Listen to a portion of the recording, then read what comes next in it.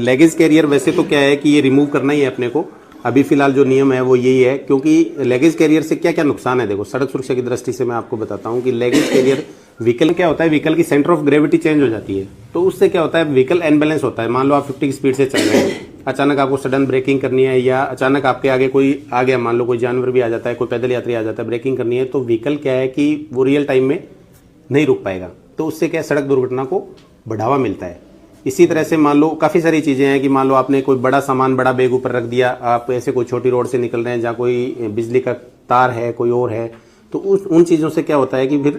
ये यात्रियों को नुकसान पहुंचता है। आपने देखा भी होगा, मनोहरपुरा के अंदर एक केस हुआ था, बस का भी हुआ था कि वो गांव की रोड से जा रहा था और तार नीचे थे, तो उससे क्या है, कितने सारे लोग मारे गए थे उसमें। तो ये भी बहुत नुकसानदायक है। दूसरी चीज़ ये है कि मान लीजिए कि आपने बैग रखा ऊपर और वो लूज़ रह गया, और आप 50 या 60 की स्पीड से चल रहे हैं, अचानक या ओवर ब्रिज से निकल रहे हैं, तो मान लो कि तेज़ हवा है सामने से, उससे बैग गिरता है, तो वो कोई पैदल यात्री है, कोई टू व्हीलर वाला है, या कोई अन्य मान लो चीज़ जो निकल रही है पास से, ओवरटेक कर रही है, पीछे चल रही है, तो उसके ऊपर गिरेगा, तो उसके लिए भी वो नुकसानदायक है। ठीक है, लेकिन आपकी बात भी ये सच है कि मान लो जैसे आपके पास 8 या 9 सवारी के लिए जो भी कैपेसिटी होती है गाड़ी की,